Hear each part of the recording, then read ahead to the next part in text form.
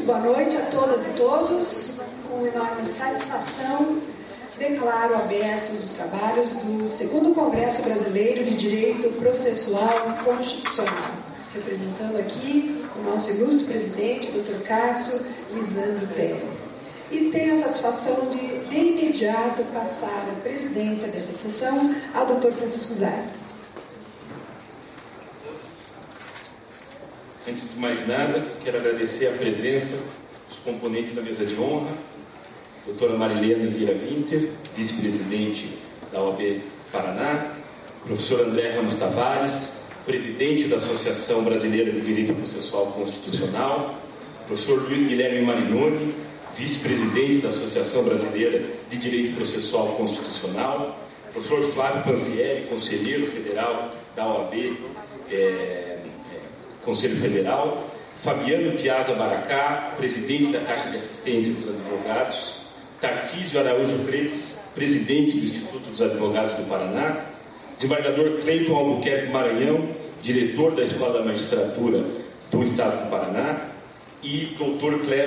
Cleverton Cremonesi, diretor da Associação Brasileira de Direito Processual Constitucional. Convido a todos para, em posição de respeito, cantar o hino nacional brasileiro.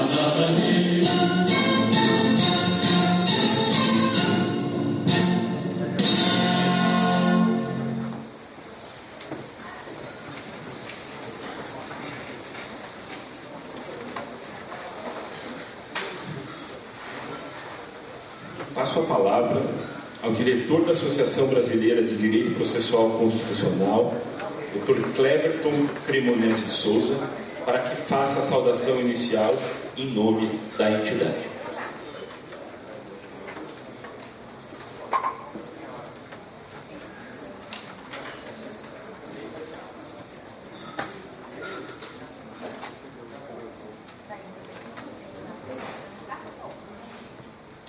Muito boa noite a todos e a todas. Eu inicio cumprimentando o querido Dr. Francisco Sardo, coordenador da área de Direito Público da Escola Superior da Educação do Paraná, a ESA, e também agora o presidente desta cerimônia de abertura. Da mesma forma, eu gostaria de saudar a doutora Marilena Indira Winter, vice-presidente da OAB do Paraná, conselheiro federal da OAB, diretor da Escola Judiciária Eleitoral do TSE, Dr. Flávio Pancieri, o Dr. Fabiano Augusto Piazza Baracá, meu querido colega presidente da Caixa de Assistência dos Advogados. Quero enaltecer também a presença do presidente do Instituto dos Advogados do Paraná, Dr. Tarcísio Kreutz, e o Dr. Cleiton Albuquerque Maranhão, desembargador do TJPR e diretor da Escola da Magistratura do Paraná. E também não poderia deixar, evidentemente, de cumprimentar também os doutores André Ramos Tavares e Luiz Guilherme Marinoni, respectivamente o presidente e vice-presidente da Associação Brasileira de Direito Processual Constitucional, que muito nos honram hoje com suas presenças e irão nos brindar ao final da palestra, ao final do evento com suas palestras. Colegas advogados e advogadas, membros do Poder Judiciário e do Ministério Público, demais autoridades que presentes, estudantes de Direito, enfim, senhoras e senhores. Como diretor, e em nome da Associação Brasileira de Direito Processual Constitucional, eu tenho a elevada honra de dar as boas-vindas a todos os participantes deste segundo Congresso Brasileiro de Direito Processual Constitucional, que, embora esteja apenas em sua segunda edição, a primeira foi em Foz do Iguaçu, no ano de 2015, já é tratado como um dos principais, se não o principal evento do país, no que concerne a reunião de estudiosos do direito para debater exclusivamente o ramo do direito processual constitucional. Temos profunda honra também em poder realizar esse evento aqui em Curitiba, na sede da OAB do Paraná, nossa parceira nesse evento, pois Curitiba talvez hoje seja um dos principais campos de discussões jurídicas do país. E é neste ensejo, com este anseio, que desejamos fazer deste evento mais um ambiente criativo, livre e fértil de ideias, para que possamos proporcionar, a partir das discussões que serão aqui geradas, uma síntese evolutiva para o processo constitucional brasileiro.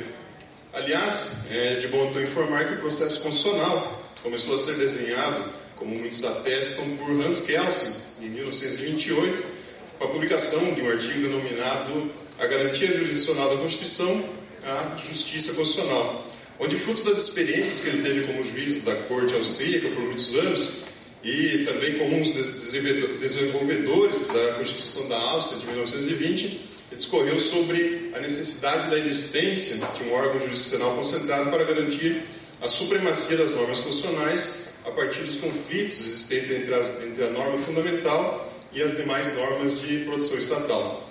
Porém, se naquela época o processo constitucional, ou a jurisdição constitucional, na visão dos europeus, era tratado apenas como uma garantia de segurança para os cidadãos frente ao uso indevido do poder estatal, hoje, no Estado constitucional que vivemos, ele se tornou muito mais complexo e estruturado.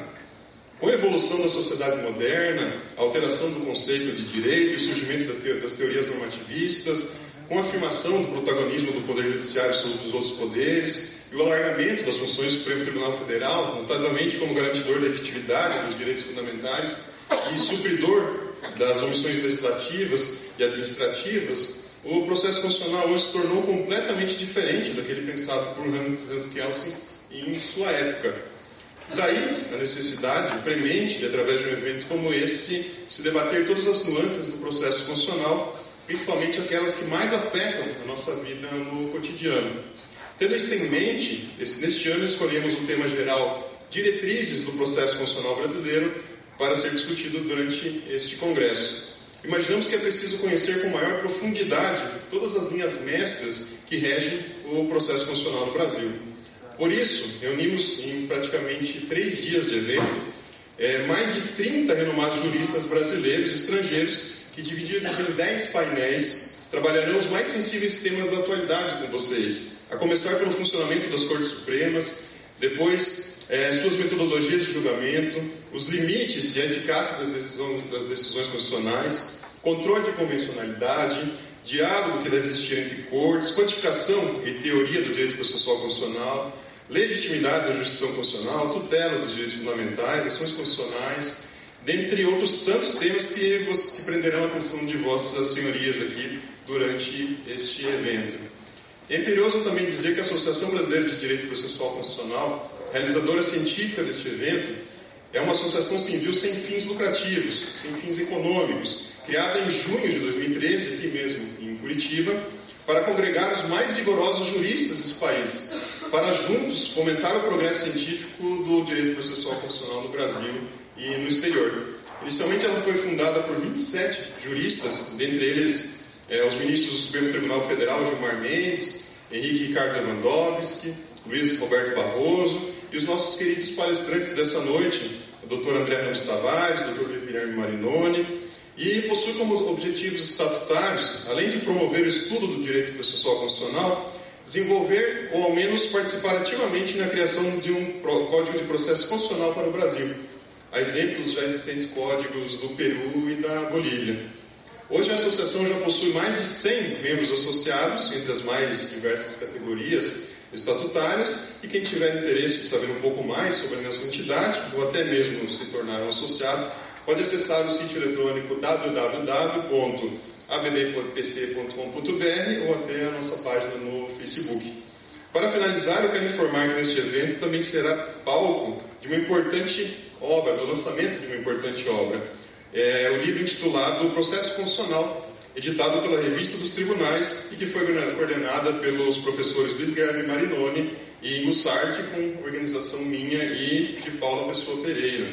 Trata-se de uma importante obra que certamente será de referência obrigatória para todos os escritos sobre o processo constitucional do país, daqui para frente, e é composta por uma coletânea de conteúdos elaborados por estudiosos brasileiros e de toda a América Latina, também da Europa, sendo uma obra inovadora, principalmente por tratar sobre importantes temas como cortes constitucionais em perspectiva comparada, metodologia de julgamento das Cortes Supremas, controle de convencionalidade, que é um tema muito pouco explorado no Brasil, além de outros temas corriqueiros, como controle de constitucionalidade, eficácia das decisões constitucionais, formas de interpretação constitucional, tutela dos direitos fundamentais, entre outros temas. Agora sim, finalizando, quero agradecer ao OAB do Paraná, na pessoa da sua representante nessa noite, a doutora Marilene Winter, pela gentil parceria para a realização deste evento, nos fornecendo a sua própria casa e dando todo o suporte necessário para que ele pudesse ocorrer. Quero agradecer também a todos os palestrantes que prontamente aceitaram o convite de nossa associação para estar aqui presentes, deixando de lado seu trabalho, suas famílias, para trazer um pouco de conhecimento para todos nós. Quero externar também nossa gratidão aos nossos patrocinadores, ao Instituto dos Advogados do Paraná, aos nossos patrocinadores, a Caixa de Assistência dos Advogados, o Instituto dos Advogados do Paraná, assim como a IMAP e a AMAPAR, que apoiaram a organização deste evento. Um reconhecimento especial também para todos os colaboradores, tanto da associação como da OAB, especialmente o pessoal do setor de eventos, que trabalharam incessantemente para que tudo que vocês estão vendo hoje pudesse ficar pronto e de conformidade. E por fim, eu quero agradecer também a presença do público, que são, na verdade, aí, em última razão, o motivo pela qual realizamos este evento. Que tenhamos, então, todos um excelente congresso, uma boa noite a todos e obrigado pela atenção.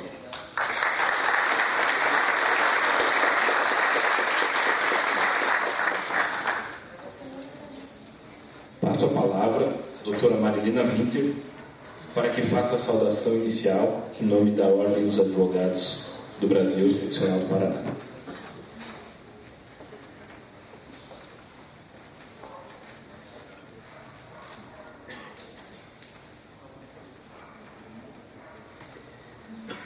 Mais uma vez, muito boa noite a todas e todos.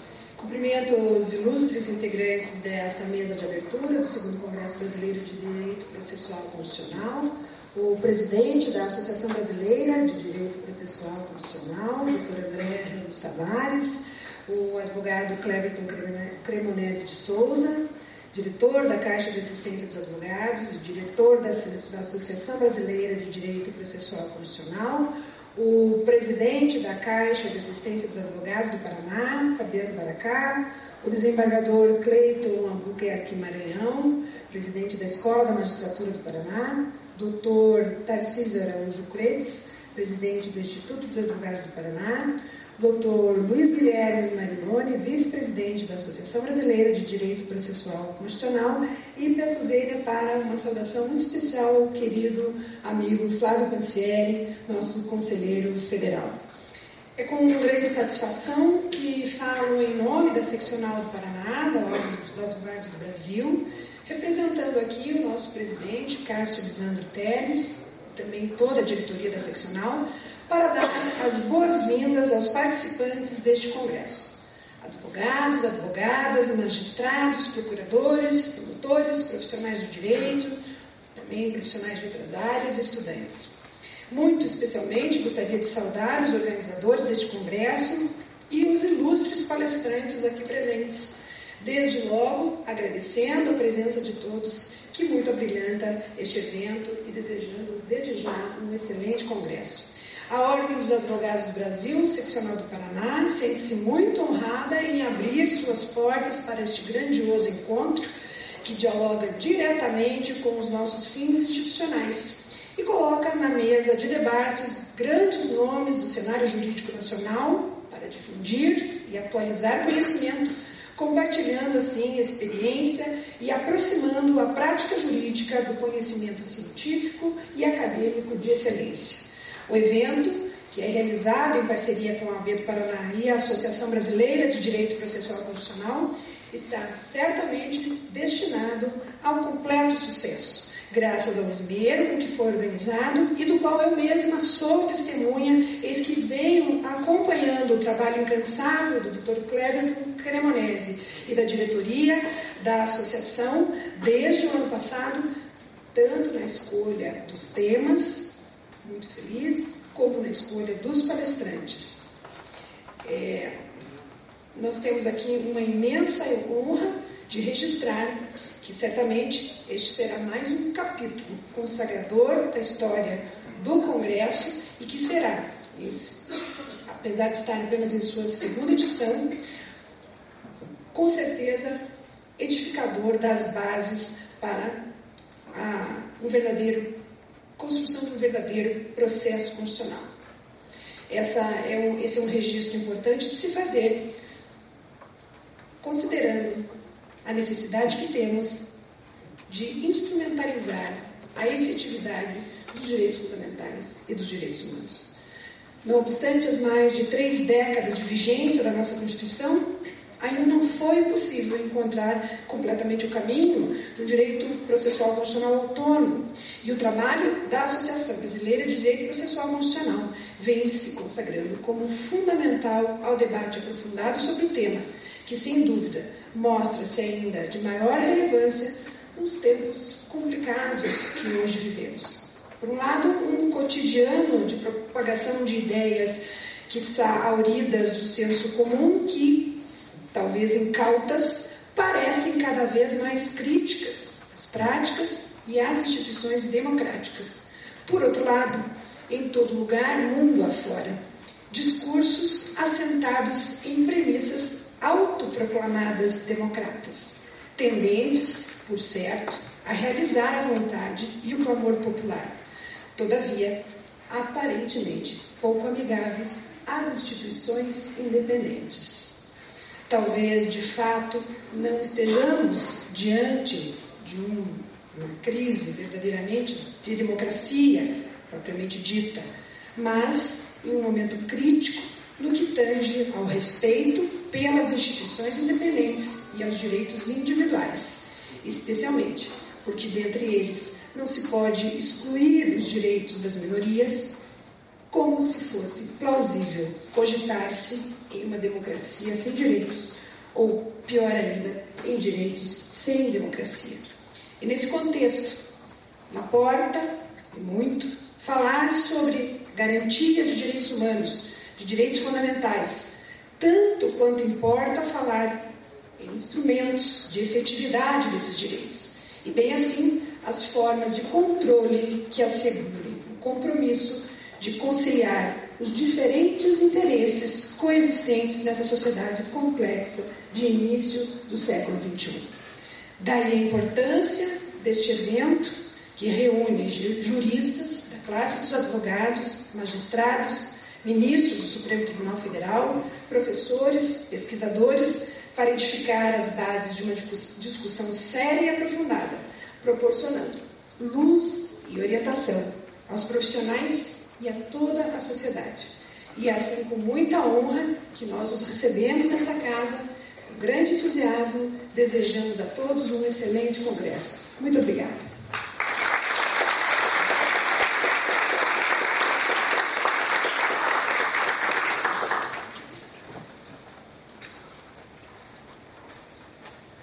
A Associação Brasileira de Direito Processual Constitucional foi fundada em 2013, aqui mesmo em Curitiba, por qualificados juristas que desejavam juntos promover o progresso científico do direito processual constitucional.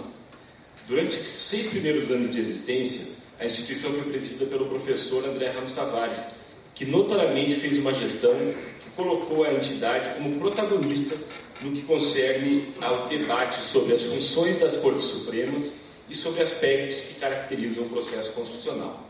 Esse evento marca a transição da presidência da associação, que agora passará a ser exercida pelo professor e advogado curitibano Luiz Guilherme Marinoni. Ambos estão aqui presentes e, como forma de homenageá-los por esse momento, eu gostaria de pedir primeiro ao professor André que se dirigisse à frente da mesa de honra para que receba uma placa em homenagem que será entregue pelo diretor Dr. Cleverton Cremonesi.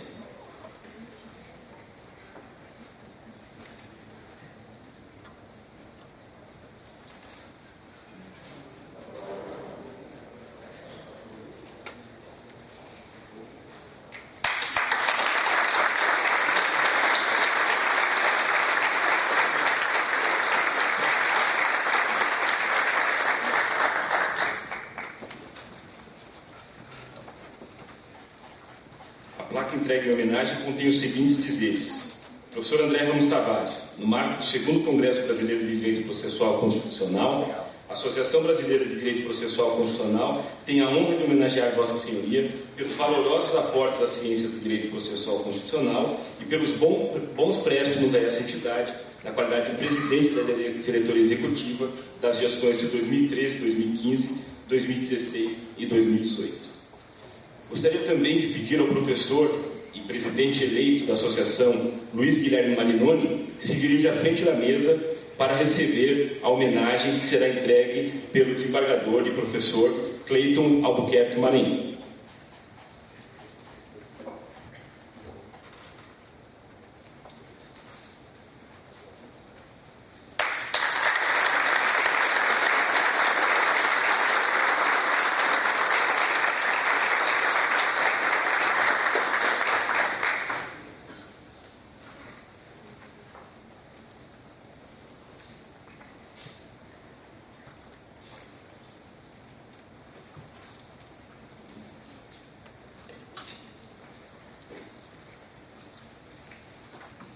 Dando continuidade aos trabalhos, mas sem desfazer a mesa de honra, porém liberando aqueles que eventualmente tenham que se ausentar, gostaria de dar início ao painel inaugural desse evento, denominado Cortes Supremas, que contará justamente com a participação dos professores André Ramos Tavares e Luiz Guilherme Marinoni.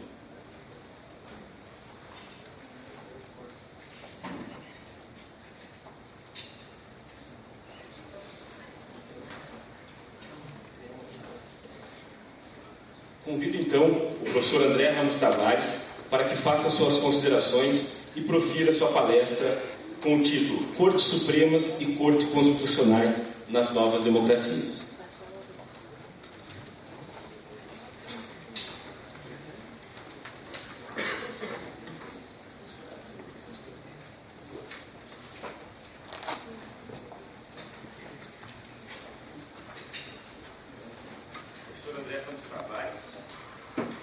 É doutor e mestre em Direito Constitucional pela PUC de São Paulo, livre docente em Direito Constitucional pela Faculdade de Direito da Universidade de São Paulo, professor permanente dos programas de mestrado e doutorado em Direito da PUC de São Paulo e coordenador da Revista Brasileira de Estudos Constitucionais, autor de diversos livros de direito e referência tanto na temática de direito constitucional quanto de direito processual constitucional.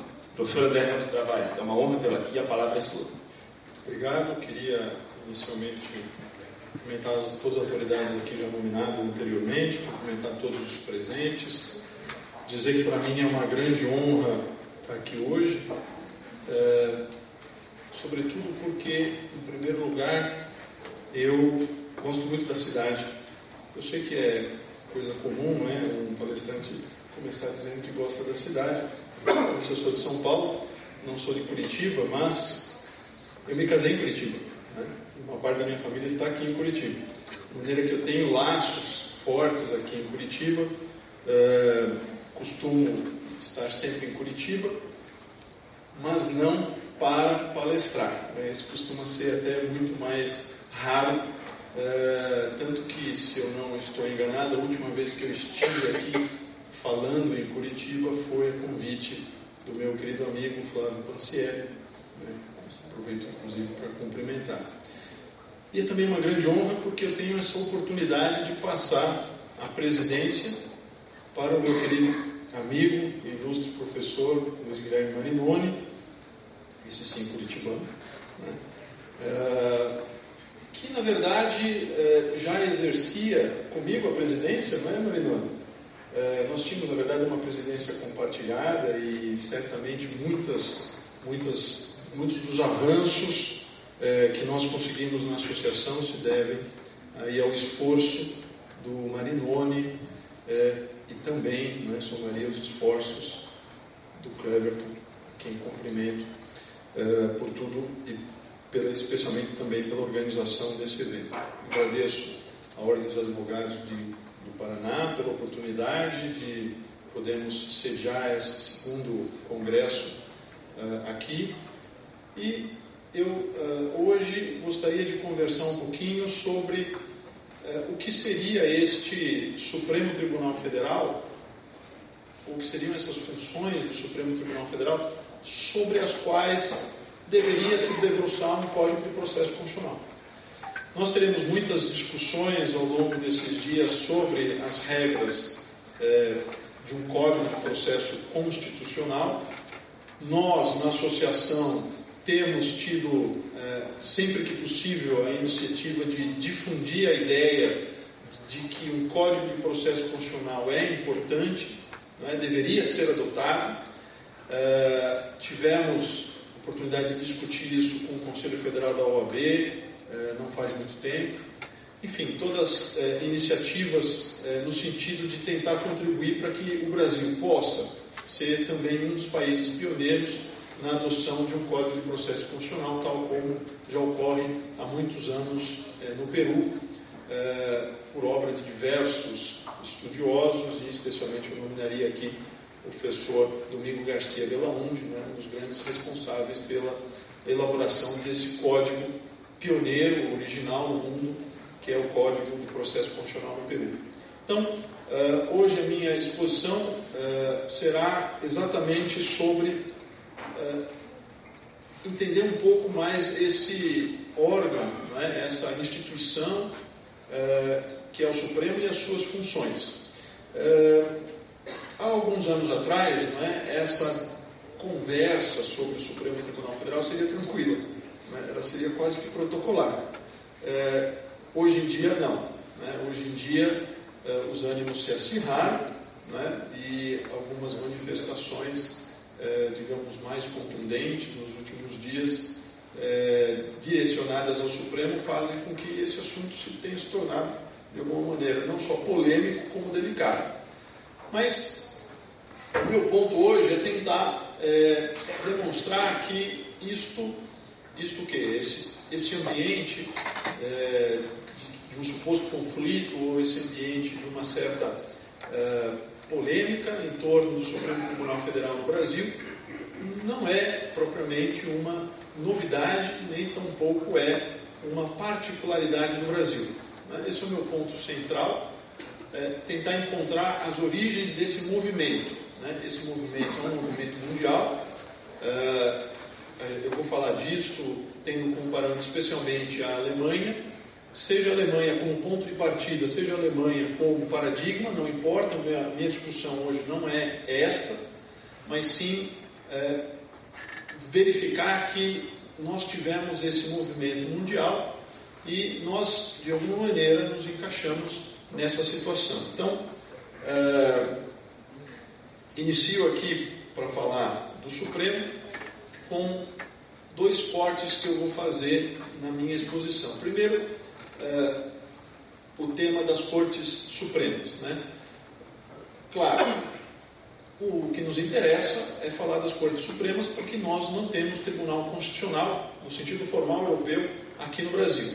Eu, porém, adoto aqui uma concepção que é de um grande estudioso, né, hoje inclusive juiz da Corte, que é o Ferrer MacGregor, que trata de uma ideia de que não é necessário ter Tribunal Constitucional no sentido formal europeu, não é, para poder falar de Tribunal Constitucional.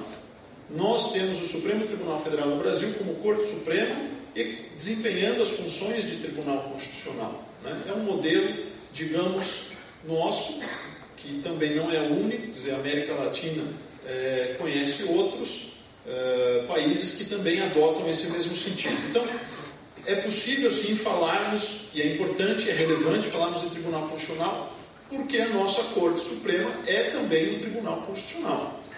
Não é no sentido europeu, mas é sim no âmbito das suas atribuições. E por isso mesmo eu faço esse esclarecimento inicial, não é, para que a gente entenda que o que eu falarei aqui vale para as Cortes Supremas como no Brasil, que exercem funções de Tribunal Constitucional, e vale por obra dos tribunais constitucionais em geral, como em outros países do Peru, que adotam esse modelo. E o segundo corte que eu vou fazer, e essa é a minha proposta de fala hoje, é o corte democrático, né? Daí a percepção de que realmente o tema é bastante delicado, né? Porque envolve o Supremo Tribunal Federal, os tribunais ou as Cortes Supremas e a democracia. E eu vou fazer isso especificamente dentro de uma linha que é a do Samuel Huntington, quando trata na sua conhecida obra da Terceira Onda, né? E esta concepção do Huntington é importante porque ela permite que a gente perceba o que é que aconteceu ao longo da história e por que os tribunais constitucionais ou cortes supremas se tornaram tão relevantes e assumiram tal protagonismo durante esses últimos tempos. Isso tem a ver, portanto, com esse processo de democratização narrado pelo Huntington. E isto nos ajuda, didaticamente, a compreender aonde nós, de alguma maneira, nos encaixamos ou podemos nos encaixar. Então, o Huntington trata de 3 ondas, né? Assim, muito brevemente, a primeira onda da democratização é aquela estabelecida nos Estados Unidos, né, e na Europa. Num segundo momento, a democratização que ocorre após a Segunda Grande Guerra Mundial. E no terceiro momento, aí nós temos os países, como os países da América Latina, recém-saídos da ditadura militar, e também, a partir do final da Revolução dos Cravos, em Portugal, em 1934, e a Constituição, em 1974, e a Constituição da Espanha, de 1978. Aí a gente tem a terceira onda, que é a que mais nos interessa. Então nós tivemos, segundo o Huntington, 3 grandes ondas de um processo de democratização do mundo, né? E ele observa bem que essas ondas foram seguidas por contra-ondas, né? Então, em todos os momentos, nós verificamos que, depois de um grande processo de democratização do mundo, houve uma onda reversa no sentido, por exemplo, né, do que aconteceu na Europa, com o nazismo na Alemanha, o fascismo na Itália, com o Japão, enfim, todo esse retrocesso que vai acontecer até que vem, então, uma terceira onda. E por que isso tudo é importante?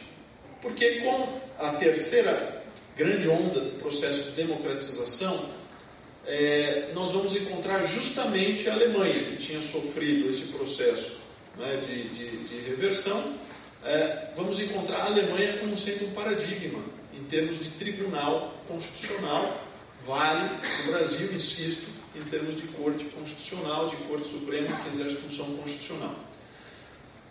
O que nós precisaríamos aqui, então, também relembrar que o processo de democratização, ele não é apenas o processo de eleição, né? Não é apenas aquele processo de escolha dos representantes em termos de nós assegurarmos eleições livres, justas e periódicas, né?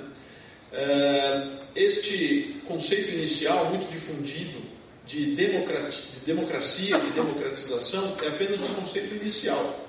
O mais importante é a existência, depois dessa primeira etapa, a existência de instituições sólidas, né, permanentes, que constroem a democracia no dia a dia, e depois disso, uma terceira fase de aprofundamento dessa democracia, né, de verticalização da democracia, que é a democracia de qualidade, né, em que se asseguram diversos direitos fundamentais, desde a liberdade de expressão plena, passando por diversos outros direitos, e também o aprofundamento e difusão de determinadas instituições. Então, o próprio processo de democratização do qual eu vou falar não é um processo simples de ser identificado, a não ser naquela primeira fase mais fácil de se perceber que existe, que são as eleições gerais, né, justas e reiteradas, né, sempre ocorrendo, mas não é tão simples de ser compreendido nas etapas seguintes. Eu trouxe aqui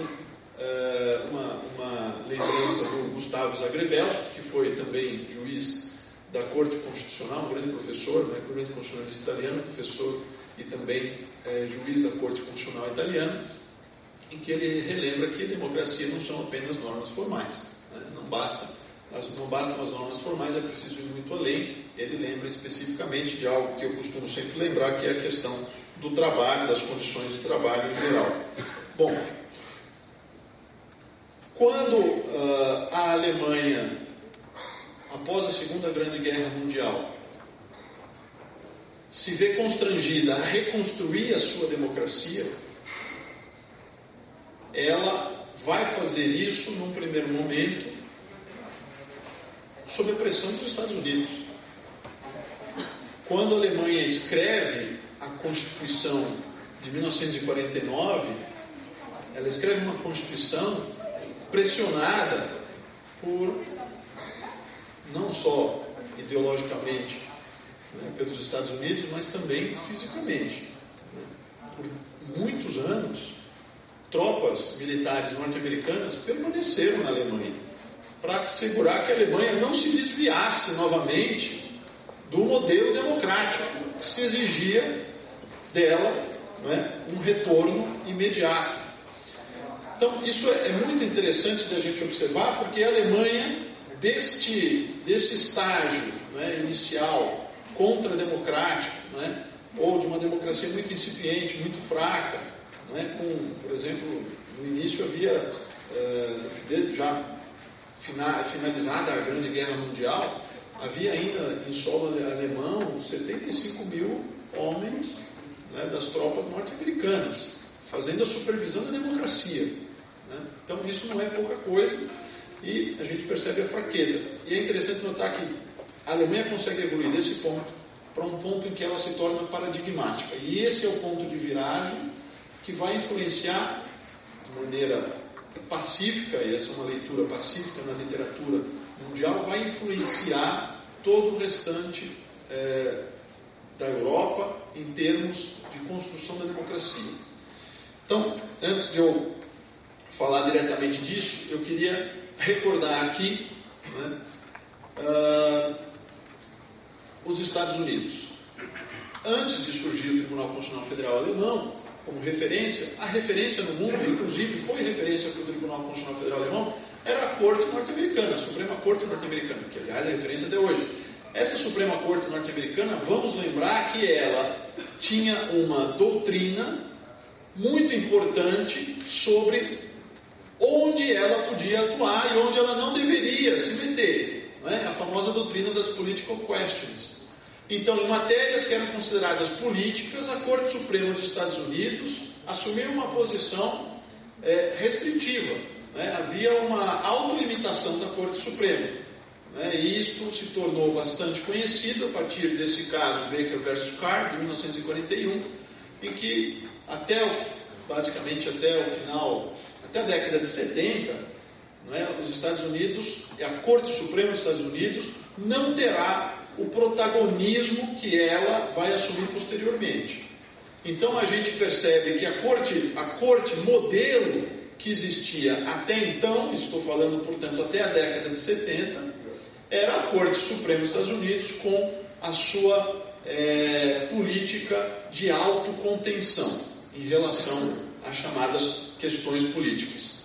Portanto, as cortes que se assemelharam e foram criadas à semelhança da Corte Suprema dos Estados Unidos, como ocorreu no Brasil, na primeira Constituição da Primeira República, foram cortes que eu coloco aí não conflituosas, que não assumiam conflitos, não é? Essa expressão não é minha, não é? Está aí nessa obra das democracias frágeis, mas ela demonstra para nós, não é, o modelo que nós efetivamente tivemos por muito tempo. Tanto que eu coloco aqui, no caso do Brasil, uma obra também bastante conhecida, antiga, escrita pelo Aliomar Baleiro, né, em que ele chamava o Supremo de esse outro desconhecido. E essa era a visão da sociedade em relação ao Supremo Tribunal Federal. Um desconhecido.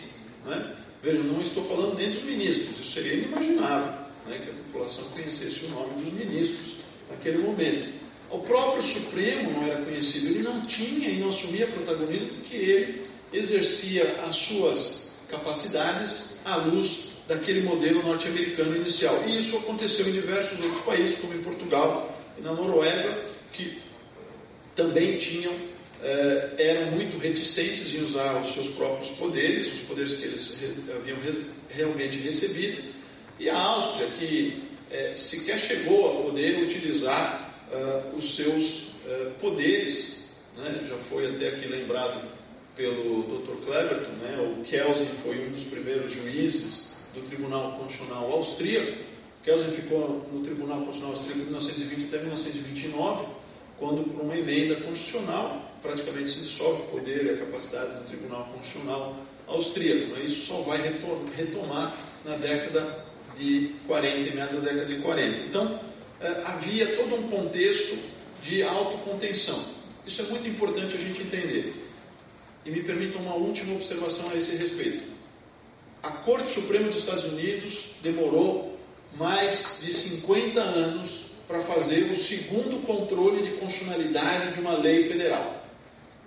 Nós estamos falando, né, de algo que no Brasil e em diversos outros países, o Brasil não é exceção, é uma rotina quase que diária, né? Por dia, nas sessões dessas cortes, são anuladas leis federais diversas, né? Então vejam que como realmente o modelo de jurisdição constitucional no mundo, ele se transformou profundamente. Imaginar que hoje, né, em 2019, nós continuamos, ou podemos continuar seguindo as diretrizes, a teoria e as concepções formuladas no constitucionalismo norte-americano, né, do século XVIII e XIX, é absolutamente anacrônico.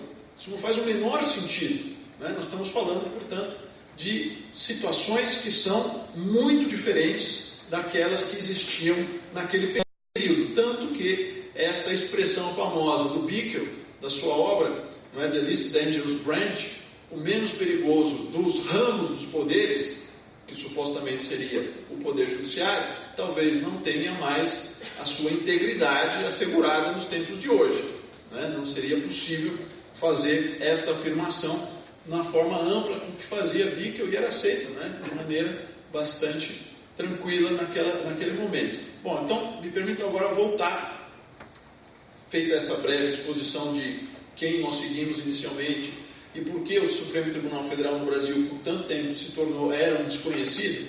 Me permita então agora mudar o foco para voltar para a questão de como houve essa viragem, de qual foi o momento, qual foi o gatilho, como é que isso ocorreu efetivamente. Isso não aconteceu só no Brasil.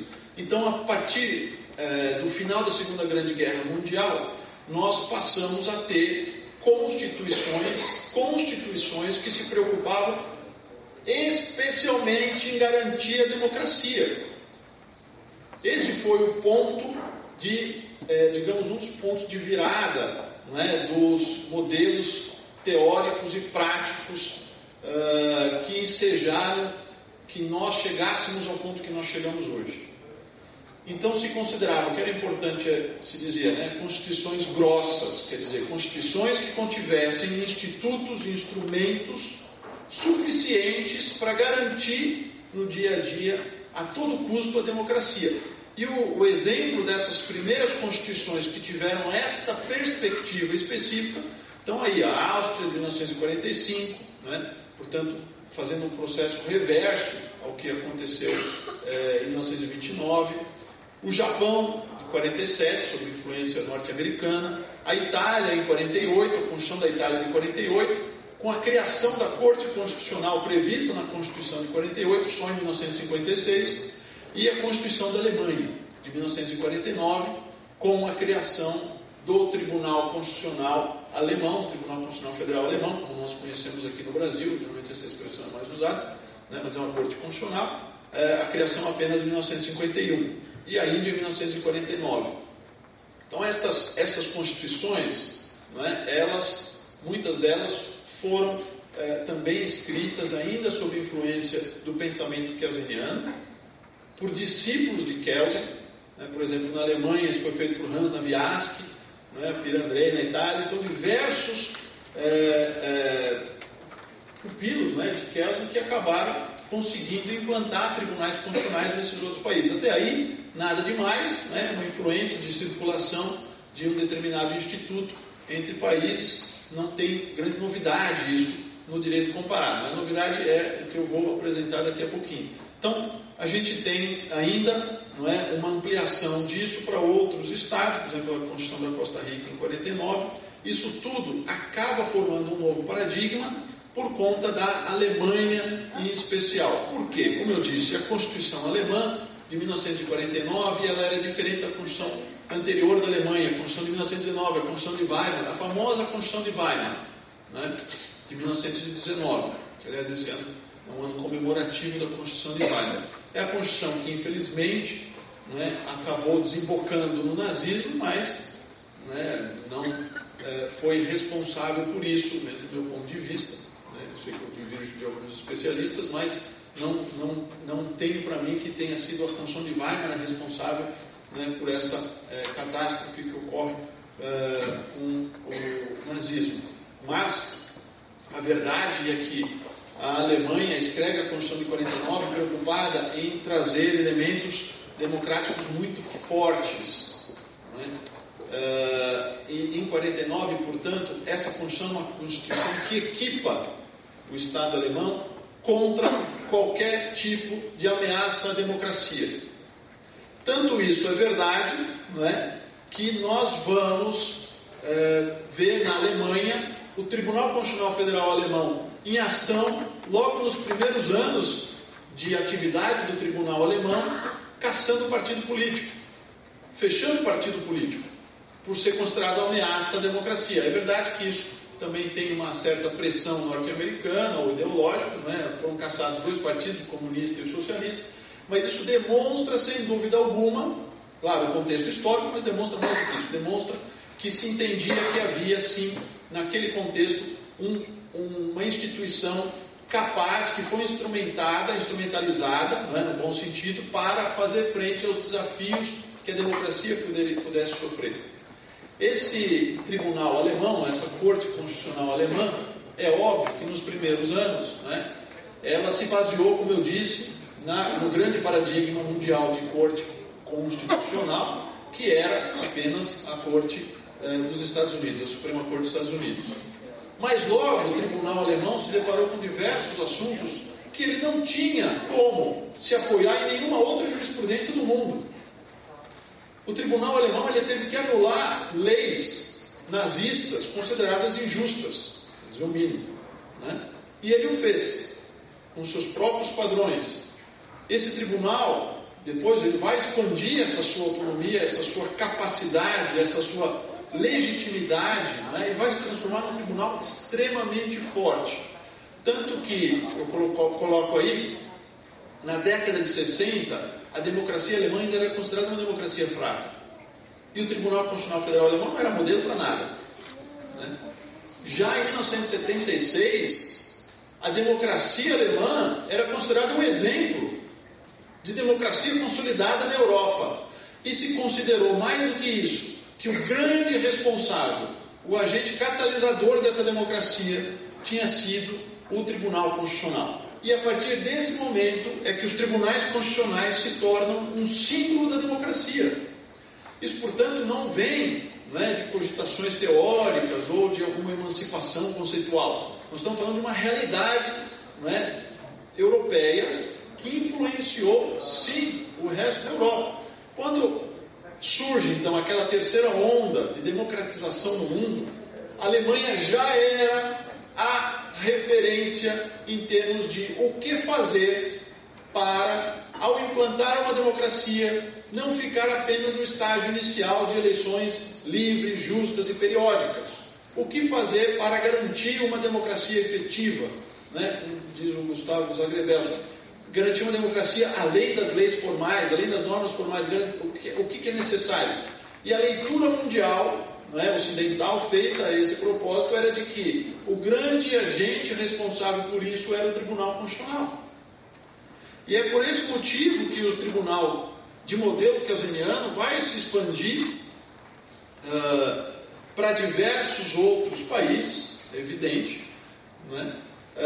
E ele vai se tornar, como eu disse, uma espécie de símbolo de que ali existe democracia. Tanto que a Comissão de Veneza, né, num encontro de 1994, acaba aceitando tribunais fortes, vejam o que eles dizem, tribunais fortes como essenciais para construir a democracia. O Tribunal Constitucional Federal Alemão se torna referência mundial, ele é considerado o tribunal mais poderoso do mundo, né? E, portanto, por conta disso, ele acaba sendo copiado. Às vezes ele é copiado diretamente pelos países, como aconteceu na Espanha, na Coreia e na Rússia, ou e na Rússia foi copiado, mas não funcionou, né? Até hoje o tribunal russo tem dificuldade em agir de uma maneira mais autônoma, mas em outros países foi copiado indiretamente, por exemplo na Indonésia, na Tailândia, via Coreia, que por sua vez acabou implantando isso também via Japão, que por sua vez tinha sido influenciado pelos Estados Unidos. Mas de qualquer maneira, nós temos um contexto, né, de influência maciça do Tribunal Constitucional Federal Alemão.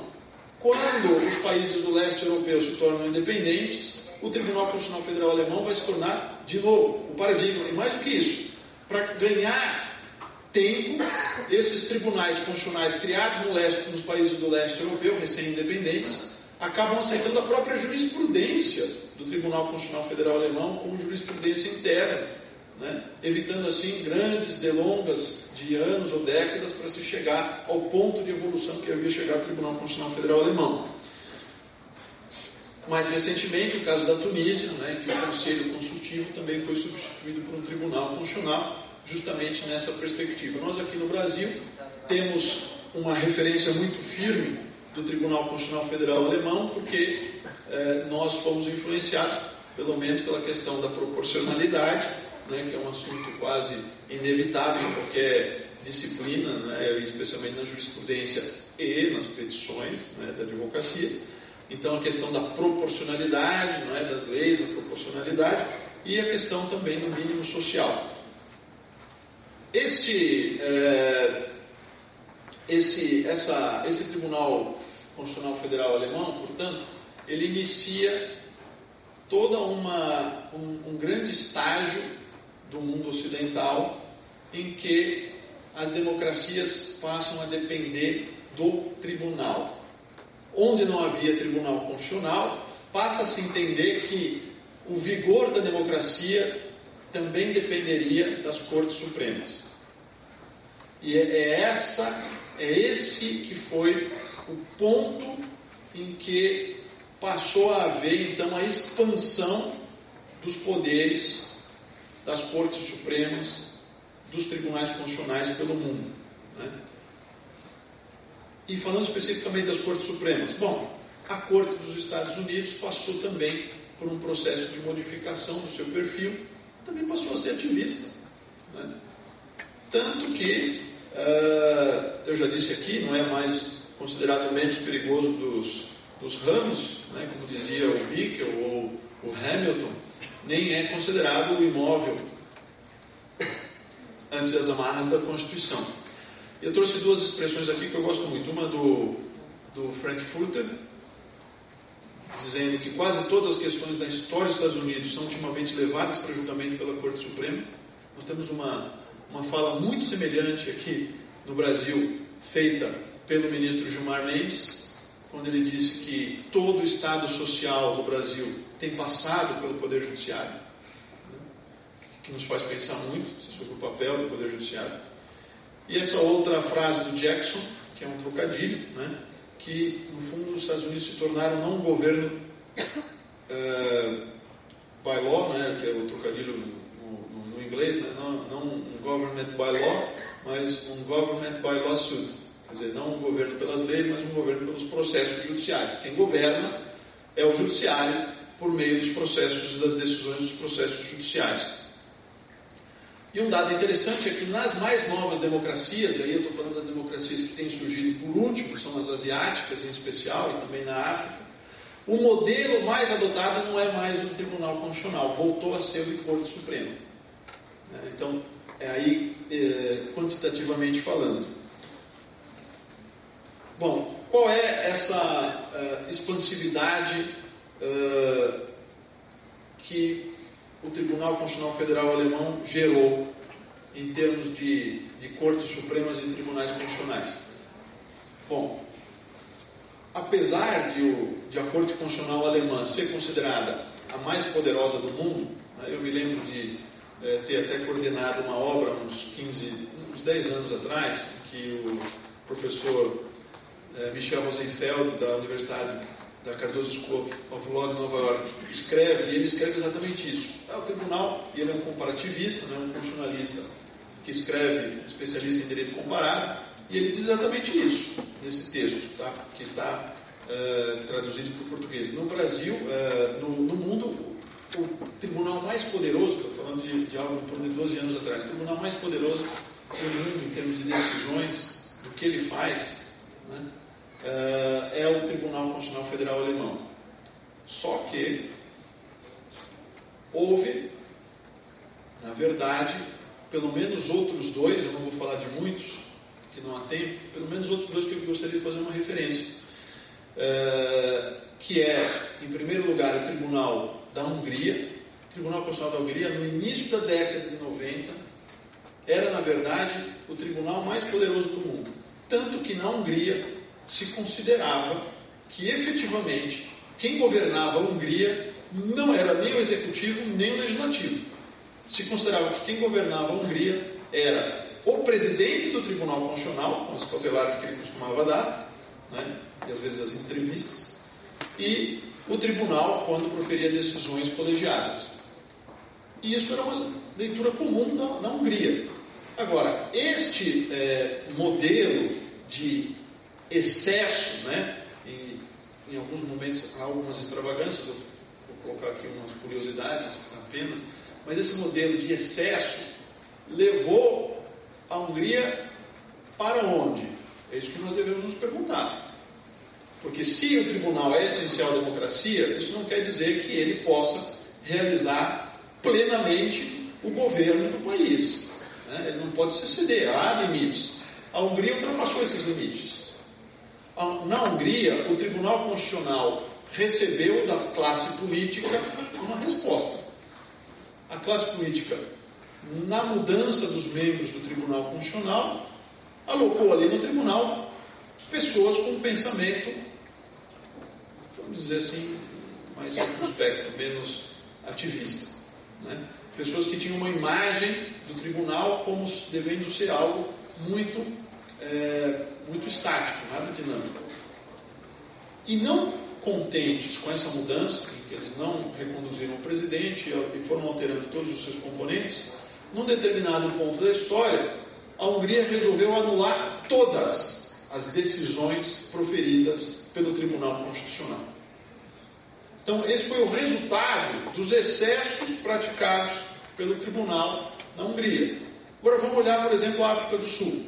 Na África do Sul, de fato, talvez um dos casos mais curiosos, eu já estou me encaminhando para o final aqui da minha apresentação, mas um dos casos mais curiosos, me permitam, que é o da África do Sul, o tribunal ele chegou a recusar a Constituição recém-escrita pela Assembleia Constituinte. No caso conhecido como Certification. O tribunal recusou e devolveu para a Constituinte. E mandou refazer a Constituição. Então, claro, uma parte da literatura que ficou totalmente excitada, né? Achou que efetivamente agora sim os tribunais vão mandar, né? E os tribunais constitucionais, as cortes supremas e podem tudo, né? Mas a verdade é que, apesar da Assembleia Constituinte ter aceitado isto, né?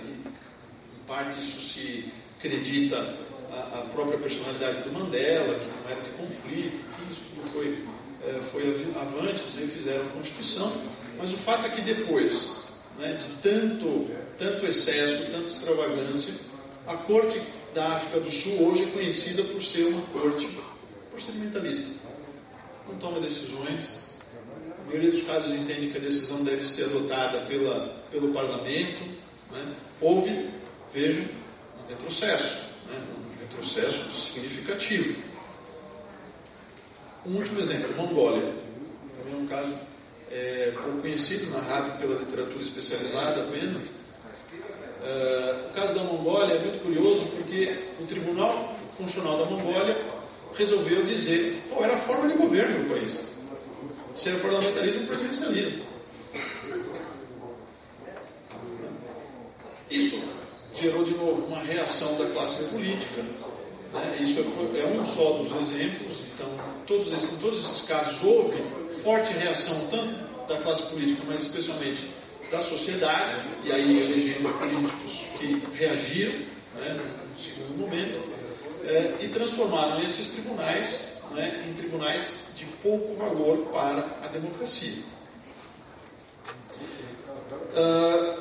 Alguns autores acham que há um movimento pendular, como Charles Black, né? Então, em alguns momentos a gente elogia, a gente acha que é essencial, né? E em outros momentos há alguém que acha, não diria o contrário, mas radicalmente o contrário, que não faz sentido também, né? Então, o nosso grande problema aqui é o de evitar as extravagâncias. Eu trouxe aqui o último caso, me permite, porque eu acabei esquecendo de falar do Quênia. No Quênia, a corte chegou a analisar se a constitucionalidade do julgamento de Jesus Cristo teria ocorrido. Quer dizer, claro, teve um advogado, né, até tem essa petição, que peticionou, né, em nome dele, de outros, da igreja, etc., de todos os prejudicados, e processou, né, queria processar o Estado de Israel, o Estado da Itália, Herodes, enfim, todos lá na petição, e a corte resolveu analisar, ver se ia aceitar, não ia aceitar, e acabou não aceitando, mas é um exemplo dos excessos, das extravagâncias, daquele impacto, né, que os poderes exacerbados causam na sociedade, até na democracia, né, que acaba também, não só se espantando, mas muitas vezes até se achando razoável e, digamos, embarcando nessa onda dos grandes poderes. Isso tudo, porém, gera grandes discussões na sociedade, né? E a gente vê que o Brasil, por exemplo, no Brasil, o Supremo Tribunal Federal tem sido chamado a proferir decisões sobre as grandes questões de desacordo moral da sociedade. Aquelas questões que nem o parlamento consegue enfrentar, né, e que o tempo político não é razoável e não consegue dar cabo do assunto, o Supremo Tribunal Federal tem enfrentado no Brasil, né? Isso não é nem bom nem ruim. O que eu acho que é importante é a gente entender aonde se encontra, não é? Onde nós nos encontramos nesse contexto. Esse não é um contexto só brasileiro, dessa exacerbação, dessa ampliação, dessa difusão de poderes das Cortes Supremas. Agora, esses tribunais que são, como a Catherine Young chama, eu gosto muito dessa expressão, são tribunais supremacistas, né? Eles se colocam acima de todos os outros poderes, eles têm a palavra final, né? Eles decidem qualquer assunto, inclusive especialmente aqueles assuntos de grande desacordo moral da sociedade. Esses tribunais supremacistas acabam se contrapondo, no limite, à própria democratização. Quer dizer, nós precisamos entender que os tribunais se tornaram importantes e são importantes para o processo de democratização, mas eles não podem chegar ao ponto, né, de uma nova virada em que eles se tornam oponentes da democracia, eles se tornam contrários ao processo de democratização. Eles, na verdade, acabam furtando da sociedade, né, o movimento que se espera que haja no contexto social, nos segmentos sociais, para a evolução dos temas, né? É o que diversos autores colocam. E a longo prazo, os tribunais que fazem isso, e era esse o meu ponto, é isso que eu tentei demonstrar hoje à noite aqui com vocês, os tribunais que fazem isso insistentemente, eles acabam sendo vulneráveis à pressão política, porque a pressão política é muito mais persistente, como diz o Samuel Issei-Charoff, argentino, nasceu na Argentina, mas é um americano, que estuda especificamente esse assunto. Quer dizer, nós percebemos que a política é muito mais persistente, os tribunais se tornam vulneráveis ao se excederem. Para alguns autores, como o Ginsburg, que é um especialista em backlash, os tribunais que tiveram sucesso, como o da Alemanha, não apenas da Alemanha, são tribunais que se preocuparam em não provocar ações adversas da sociedade pelas suas decisões e não serem progressistas de maneira nem inusitada, nem precipitada, porque isso acaba aguçando a sociedade, uma parte da sociedade que estava latente, parada, serve de gatilho e muitas vezes gera uma mudança radical em sentido contrário àquela decisão que era considerada progressista. Daí a preocupação, que me parece ser a mais importante, não é? De que não basta, e eu acho que essa é a grande lição, não basta que os tribunais consigam impor as suas decisões para que haja avanço moral, ou para que haja avanço na justiça, ou para que haja avanço cultural. É preciso que haja apoio da sociedade para isso. É preciso que haja consciência, é preciso que haja mais educação por parte da sociedade, porque o direito é um fenômeno cultural. Não é possível mudar a sociedade com decisões judiciais, nem mesmo das Cortes Constitucionais, nem mesmo das Cortes Supremas. E o grande ponto que eu queria deixar, e com isso eu realmente encerro, é o de que o Código de Processo Constitucional não é um conjunto de normas formais de processo apenas. Ele vai lidar com esse poder. Daí a importância de um Código de Processo Constitucional. É preciso ter consciência que a elaboração desse código não serve apenas para sistematizar, vamos sistematizar as leis da ADIM, da DPF, a Lei 9868, Lei 9882, a lei da ADIM por omissão, a lei, enfim, o habeas corpus, o mandado de injunção, o habeas data. Claro, vai promover isso também, vai promover uma consolidação. O essencial é a gente entender que esse Código de Processo Constitucional, especialmente em âmbito de Corte Suprema, de funcionamento da Corte Suprema, de tomada, do tipo de tomada de decisão, e como a decisão deve ser tomada, e como ela deve se formar, e quando se deve obter ou não maioria em termos de fundamentos, e não só na parte decisória, isso tudo tem a ver com o poder. Esse poder que eu fiz questão de, digamos, passar esse breve período da nossa noite expondo, para a gente entender a importância que é um código de processo constitucional e, portanto, a falha da nossa democracia, inclusive, né, a nossa falha, né, e não nos preocuparmos e não nos atentarmos para essas circunstâncias e considerarmos eventualmente que estamos aí apenas em face de uma proposta, de mais uma formalização de normas procedimentais e processuais. Não é isso, né?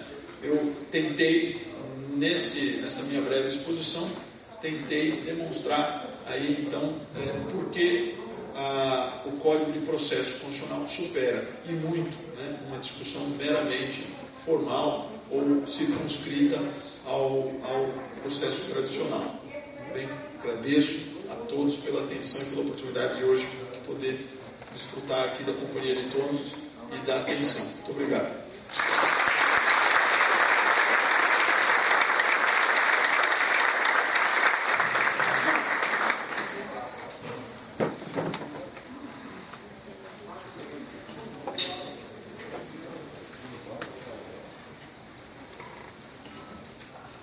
Obrigado, professor André, pela instigante palestra, uma verdadeira volta ao mundo pelas Cortes Supremas e também uma viagem no tempo, trazendo aí uma perspectiva histórica, mas também crítica e falando da necessidade de um código de processo constitucional.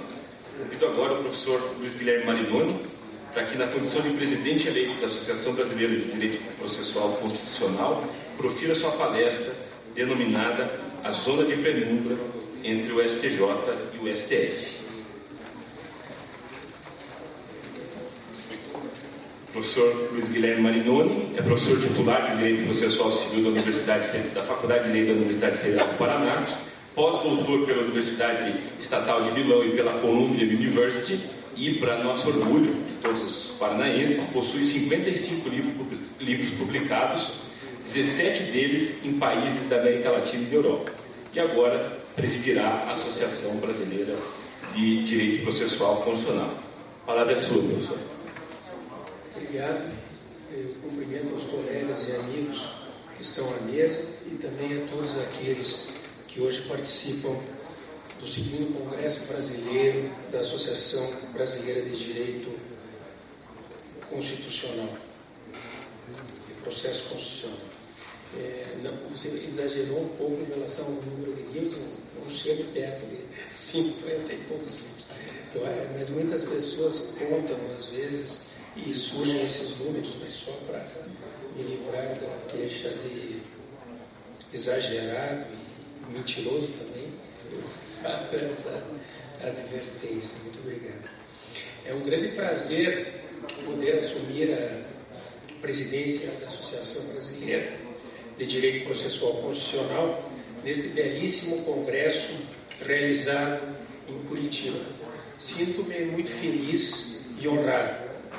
Espero, obviamente, contar com a participação de todos os membros, dos atuais membros e futuros membros da associação, para poder continuar os trabalhos desenvolvidos na gestão do professor André Ramos Tavares, a quem efusivamente cumprimento neste momento.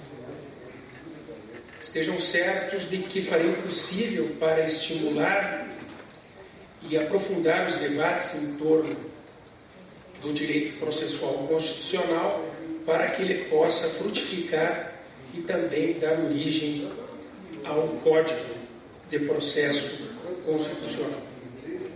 O tema da minha exposição, como o nome indica, tem a ver com uma situação que se coloca sobre as funções do Superior Tribunal de Justiça e do Supremo Tribunal Federal.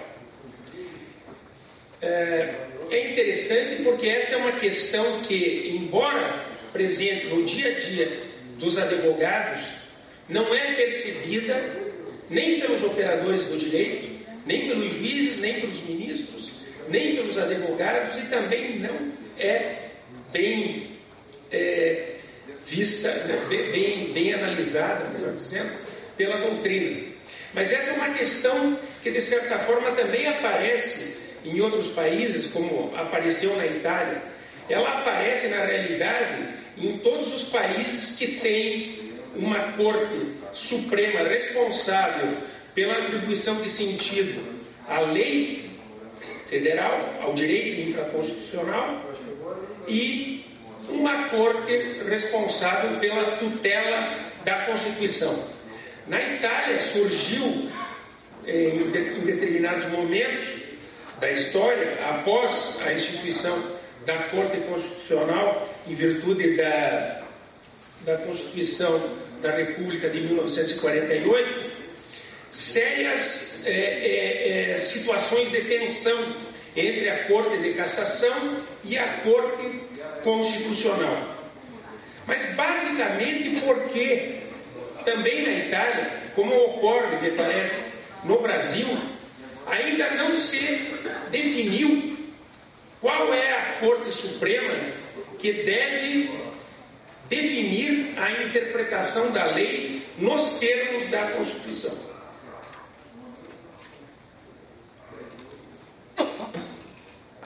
O nosso problema, portanto, de certa forma, se situa sobre 3 pilares. O primeiro diz respeito à falta de atenção ao tema da interpretação conforme. O segundo reflete a não individualização da Corte responsável pela interpretação conforme a Constituição. Afinal de contas, é a Corte cuja função é interpretar a lei ou é a Corte cuja função é tutelar a Constituição? E em terceiro lugar, porque não se percebe que hoje nós temos, em realidade, Cortes Supremas de precedentes. E mais do que isso, porque poucos se dão conta do que é realmente uma Corte de precedentes e quais são as suas responsabilidades. Iniciando com um exemplo, eu gostaria de lembrar, embora isso, como eu disse, esteja na prática de qualquer advogado e também na prática das Cortes Supremas, das duas, que não são raros os casos em que uma mesma questão de direito é levada ao Superior Tribunal de Justiça mediante recurso especial e também enviada ao Supremo Tribunal Federal mediante recurso extraordinário. E nessas situações, em muitos casos, tanto o STJ quanto o STF acabam proferindo decisões de inadmissibilidade e se negando a decidir a questão de direito sob o argumento de que a competência é da outra corte. Ou seja, hoje nós vivemos situações em que existem decisões de inadmissibilidade do recurso especial e do recurso extraordinário completamente contraditórias. Para deixar mais claro, vamos tomar em consideração o célebre caso que envolveu o artigo 1790, inciso 3º do Código Civil. Ou seja, o problema da regulação de um regime sucessório diferenciado para a companheira, para o companheiro e para aquele que é casado no Código Civil. Esta questão foi, obviamente, muito discutida no Brasil e deu origem, em muitos casos, a recurso especial e, em outros casos, a recurso extraordinário. Os recursos especiais, os recursos extraordinários que foram decididos antes do Supremo Tribunal Federal ter reconhecido a repercussão geral e decidido a questão pela inconstitucionalidade do artigo 1790, inciso 3º, foram não admitidos por decisões monocráticas de ministros do Supremo Tribunal Federal, sob o argumento de que o recurso extraordinário estaria questionando uma interpretação da lei federal e, portanto, questionando uma interpretação da lei federal posta à luz da Constituição que constituiria uma ofensa reflexa à Constituição ou uma violação indireta à Constituição. O argumento de existir aí uma eficácia reflexa ou uma violação indireta, já que antes o Tribunal de Justiça estaria violando a lei, fez com que vários recursos extraordinários, antes do reconhecimento da repercussão geral, fossem inadmitidos. Na verdade, só o fato de se admitir repercussão geral, depois de se negar a admissibilidade de vários recursos extraordinários, já é uma contradição. Entretanto, essa contradição fica ainda mais clara quando nós olhamos para o que aconteceu no Superior Tribunal de Justiça diante de iguais recursos, diante de recursos que afirmavam que a interpretação do Tribunal de Justiça estava contrariando o artigo 226, parágrafo 3º da Constituição, que, segundo o recurso, teria equiparado a união estável e o casamento. O que fez o STJ em várias ocasiões? Negou a admissibilidade ao recurso especial sob o fundamento de que esta questão deveria ser solucionada pelo Supremo Tribunal Federal, porque era uma questão constitucional. Pior do que isso, em um recurso especial, que se tornou célebre, foi instituído incidente de constitucionalidade. A Corte Especial do Superior Tribunal de Justiça, ao julgar o incidente, declarou que não tinha competência para analisar a constitucionalidade do artigo 1793, exatamente porque isso seria apenas de competência do Supremo Tribunal Federal. Vejam então o problema que se nos apresenta. Hoje nós temos uma prática de Corte Suprema em que está claro que muitas vezes, embora reconhecida a repercussão geral da questão constitucional e, portanto, reconhecida a competência da Corte Constitucional para decidir a questão, antes o Supremo Tribunal Federal rejeitou a admissibilidade. E, ao mesmo tempo, decidindo a mesma questão, negou-se o Superior Tribunal de Justiça a decidir a questão sob o argumento de que a questão deveria ser decidida pelo Supremo Tribunal Federal. É este problema que eu qualifico de zona de penumbra. Hoje nós temos uma terrível zona de penumbra pairando sobre as funções do Supremo e do Superior Tribunal de Justiça. Esta zona de penumbra, ao que me parece, é resultado, em primeiro lugar, da não percepção de algo que é óbvio, mas de algo que não é desenvolvido em termos teóricos, de que todo e qualquer juiz tem o dever de interpretar a lei de acordo com a Constituição. Primeiro ponto. Em segundo lugar, da falta de percepção de que as funções do Superior Tribunal de Justiça e do Supremo Tribunal Federal jamais poderão ser desenvolvidas com racionalidade e efetividade em proveito da segurança jurídica e do desenvolvimento do direito se estiverem sobrepostas como estão hoje.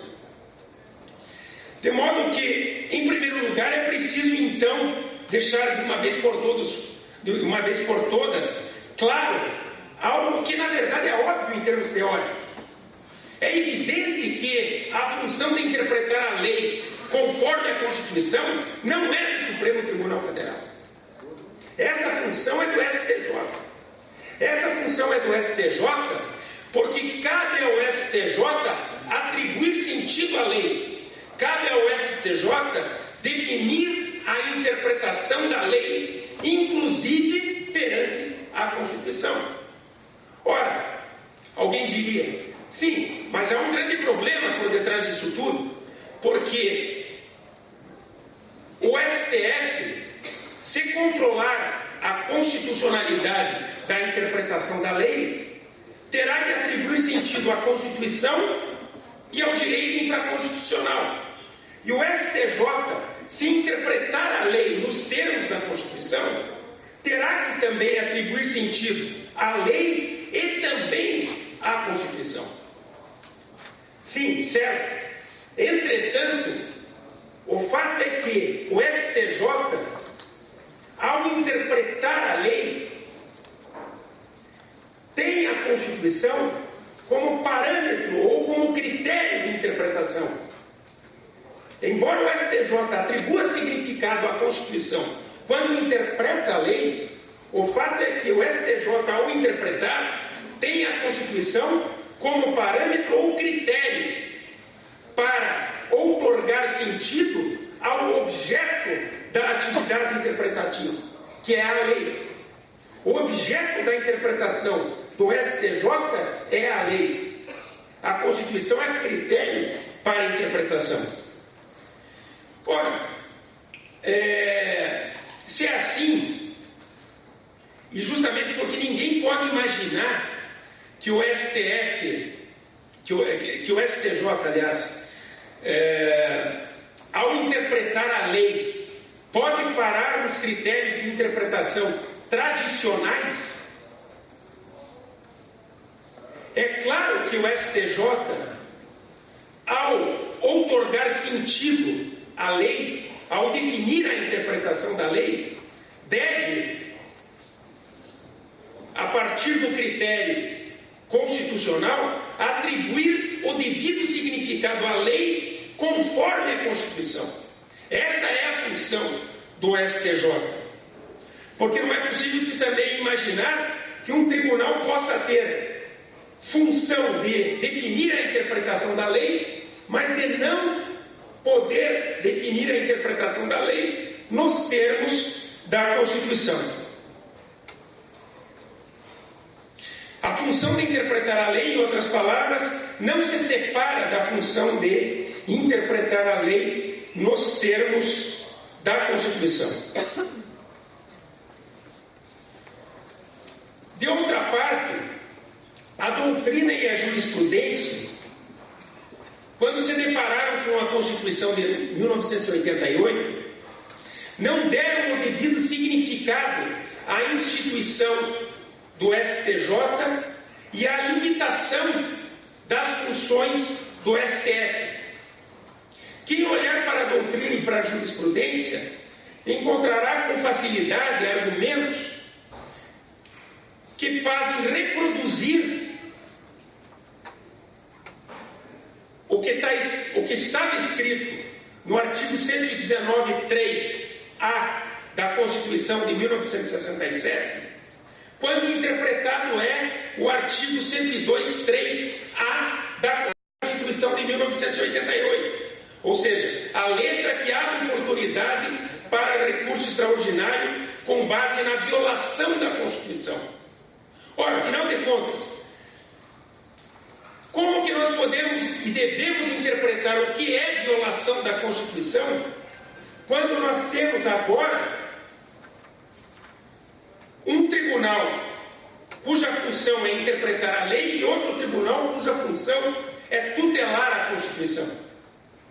Será que nós ainda podemos admitir o recurso extraordinário com base em violação da Constituição, supondo que uma interpretação da lei que está em desacordo com a Constituição pode configurar violação da Constituição apta a autorizar recurso extraordinário? Era assim a época da Constituição pretérita, quando existia apenas o Supremo Tribunal Federal. Mas não pode ser assim quando nós temos uma corte incumbida de definir a interpretação da lei. O recurso extraordinário com base em violação da Constituição só cabe quando há violação direta da Constituição. Ou melhor, quando o tribunal, para decidir, limita-se a interpretar a Constituição, aplicando-a e violando-a diretamente, sem a intermediação da interpretação da lei federal. Toda vez que o tribunal interpreta a lei, tomando a Constituição como critério, o recurso deve ser endereçado à Corte competente para atribuir sentido à lei, que é o STJ. Cabe, portanto, recurso especial, como não poderia deixar de ser. Aliás, isso deveria ter sido percebido há muito tempo pela jurisprudência e pela doutrina. Se não for assim, nós teremos uma terrível incompatibilidade entre funções que são realizadas ao mesmo tempo pelas duas Cortes Supremas. Digo isso porque, por exemplo, tomando em consideração um dos casos típicos de recurso especial, o de divergência entre a decisão recorrida com a de outro tribunal, é obviamente sempre possível que uma dessas decisões tenha interpretado a lei nos termos da Constituição. E mais do que isso, ainda que o STJ, ao analisar o recurso especial com base em divergência de interpretação, caso típico de recurso especial, é claro que o STJ, nessa ocasião, poderá adotar uma interpretação conforme a Constituição, alternativa às interpretações dos dois tribunais que ao STJ foram apresentadas. Significa que o STJ, ainda que não possa conhecer do recurso interposto sob o fundamento de que a interpretação do tribunal violou a Constituição, estará analisando a interpretação à luz da Constituição simplesmente porque, por exemplo, tem o dever de analisar a divergência entre uma determinada interpretação e uma outra.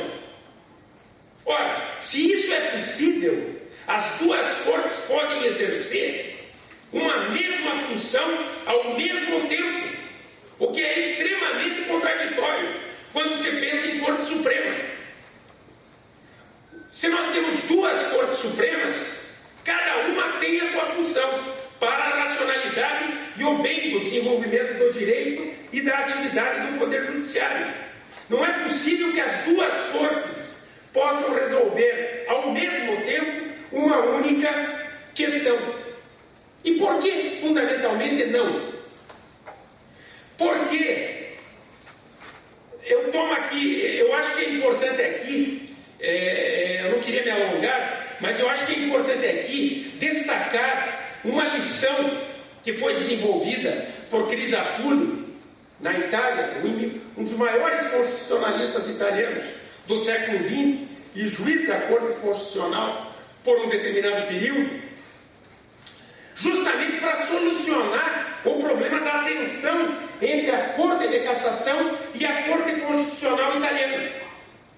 Bem, Crisafulli, um adepto da teoria que separa texto e norma, um adepto da teoria desenvolvida na escola de Gênova, por Tarello e muitos outros, não só admite a distinção entre texto e norma, ou seja, entre dispositivo e interpretação, como ainda propõe a distinção entre interpretação e norma individual, a interpretação feita por um tribunal isolado ou por um juiz isolado, e norma vivente.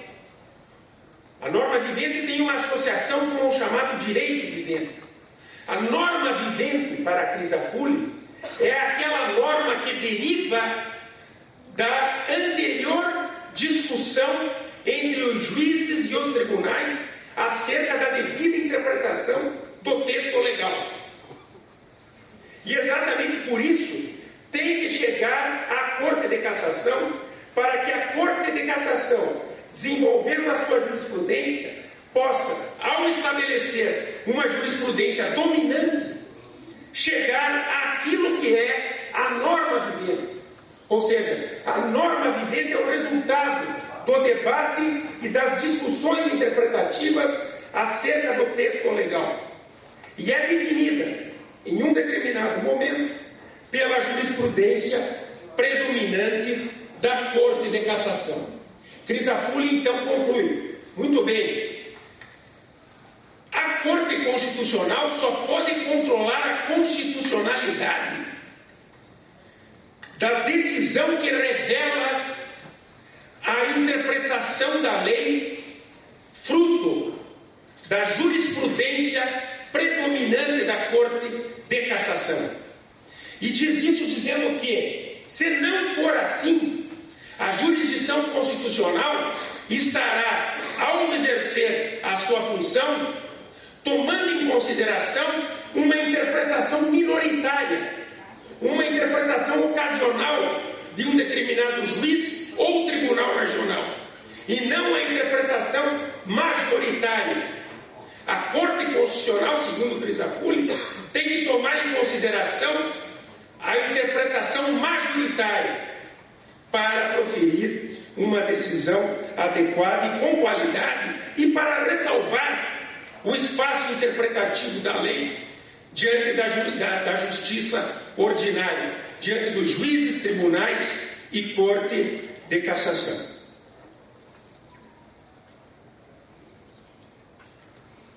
Significa, então, claramente, que para Crisafulli seria prematuro controlar a constitucionalidade de uma decisão de um tribunal regional.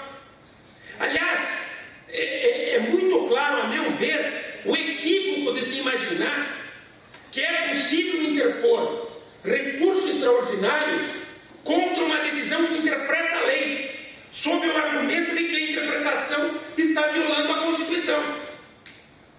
Isso é um grande equívoco, porque não é possível que o Supremo Tribunal Federal analise a interpretação do Tribunal de Justiça do Rio Grande do Sul antes de analisada a interpretação do Tribunal de Justiça do Rio Grande do Norte pela Corte competente para a interpretação da lei. Ou seja, o STF, quando for o caso, terá que considerar uma interpretação que frutificou no STF a partir das várias interpretações dos tribunais de justiça e dos tribunais regionais federais.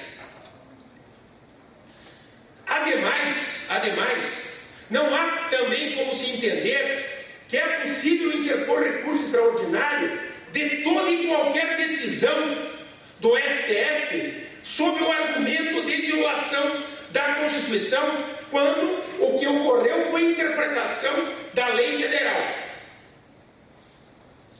Não é possível por quê? Não é possível porque o STJ tendo a função de interpretar a lei, tem o dever de definir a interpretação da lei.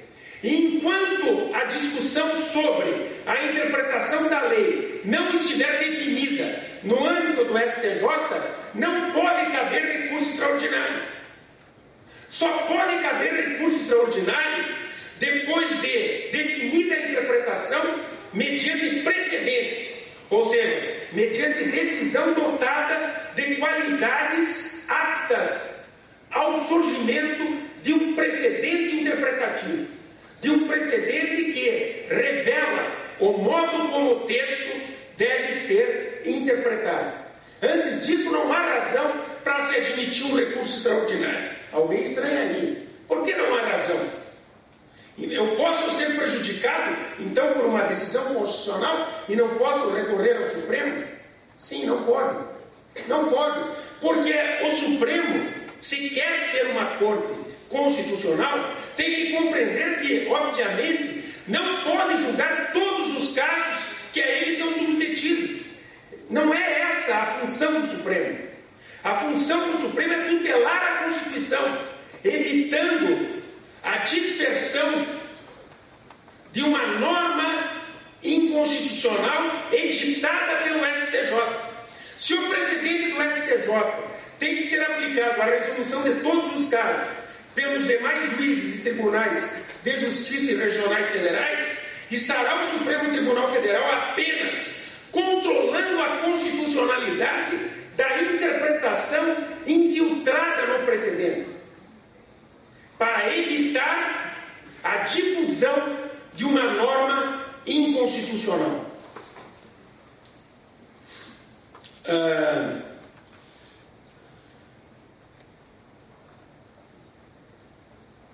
Mas alguém então diria, bom, espera aí, então você está dizendo que o STJ dá a última palavra sobre a interpretação da lei nos termos da Constituição. Em termos. O STJ dá a última palavra sobre a interpretação da lei nos termos da Constituição. Mas é possível, obviamente, que o STF controle a constitucionalidade da norma infiltrada no precedente. Controle a constitucionalidade da interpretação da lei. E ao controlar a constitucionalidade da interpretação da lei, é claro que o STF poderá declarar a interpretação constitucional e inconstitucional, mas ainda poderá, aí adotando a interpretação conforme, como técnica de controle de constitucionalidade, como fazem os tribunais europeus. Aliás, eu acho que todo esse problema aqui é derivado da leitura da ideia de interpretação conforme nos termos daquilo que ocorre perante os tribunais europeus, e especialmente no Tribunal Constitucional Alemão.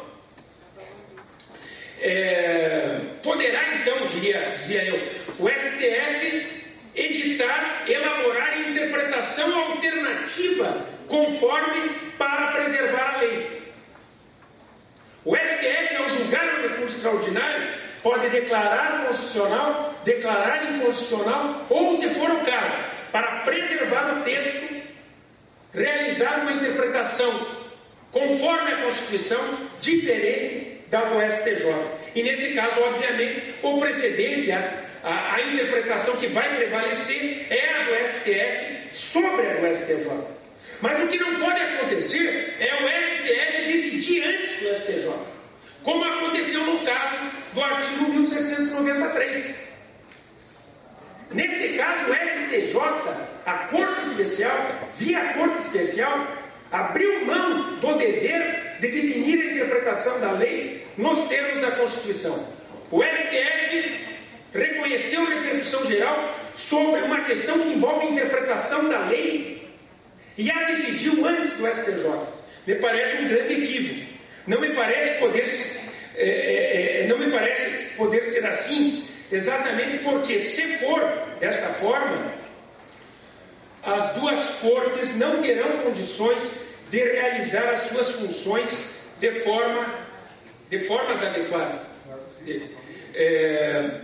Na realidade, se nós admitirmos que o STF pode conhecer de recurso extraordinário contra toda e qualquer decisão do STJ, nós estaríamos implicitamente transformando as duas Cortes Supremas em cortes de correção.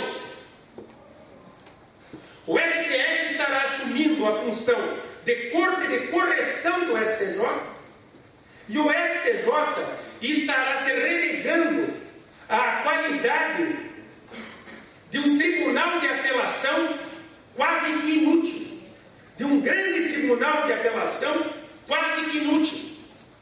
Não cabe ao STF controlar a decisão do STJ. Quando nós temos duas cortes de precedentes, o diálogo entre as cortes tem de ser intermediado por precedentes. Não há controle de decisão via recurso. Há diálogo que se dá via precedente. Cabe ao STF controlar a interpretação infiltrada no precedente do STJ e não conhecer de todo e qualquer recurso extraordinário interposto contra uma decisão que teria, ao interpretar a lei, violado a Constituição. Mas reparem que curioso, o STF não diz isso quando não admite o recurso extraordinário, por exemplo, no caso do artigo 1793. Ele não diz que não está conhecendo do recurso extraordinário porque ele não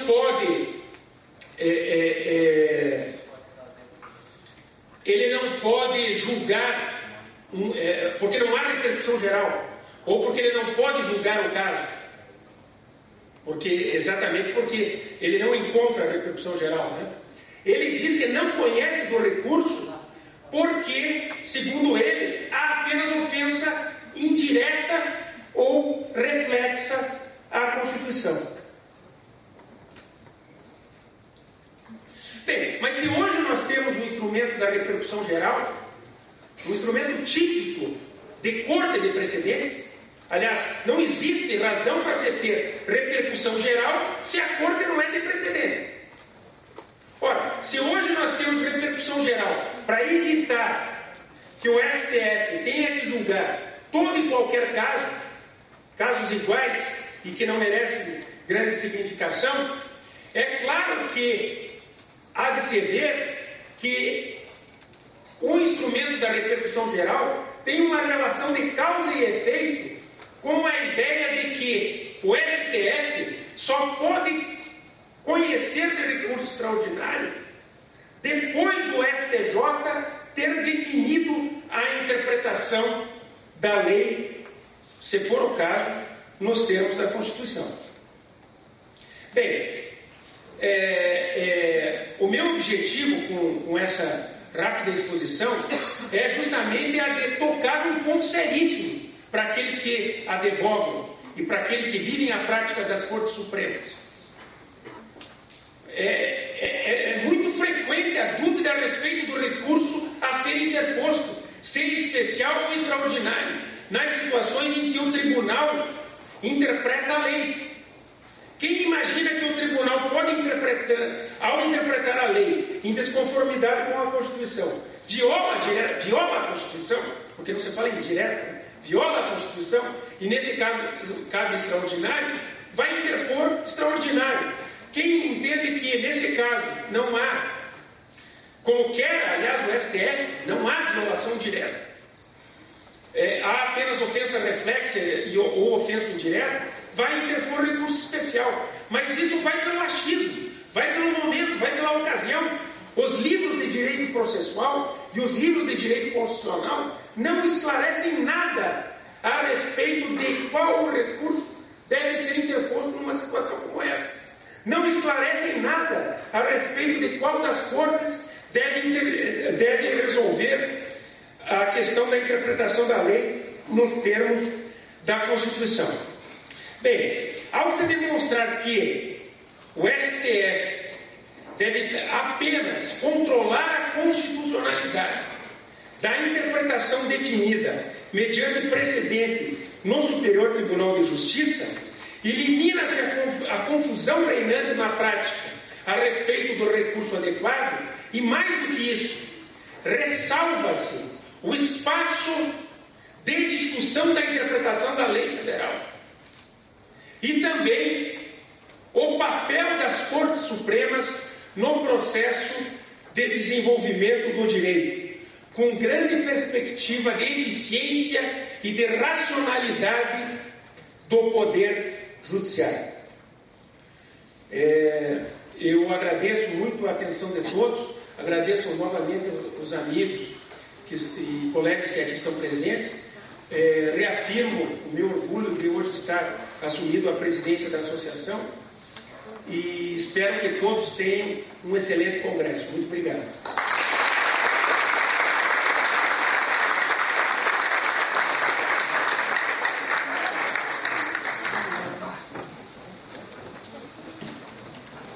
Obrigado, professor Marinoni, pela palestra. Antes de encerrar o evento, gostaria de fazer alguns convites à plateia. Eu quero que agradeço a atenção de todos. Primeiro, será servido um coquetel na saída. Também os professores Marinoni e André Ramos Tavares estão à disposição para autografar obras que estão ali disponíveis no saguão. E convido a todos para amanhã retomarmos esse congresso com o segundo painel, que tratará de controle de convencionalidade. Declaro encerrado, então, o primeiro painel do segundo Congresso de Direito Processual Constitucional. Muito obrigado.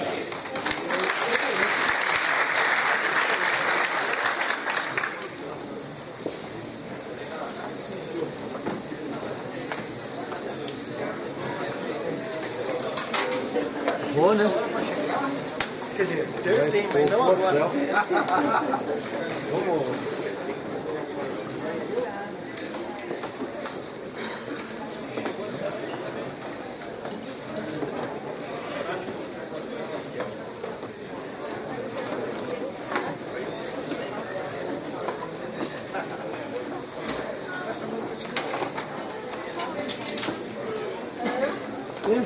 Não, tem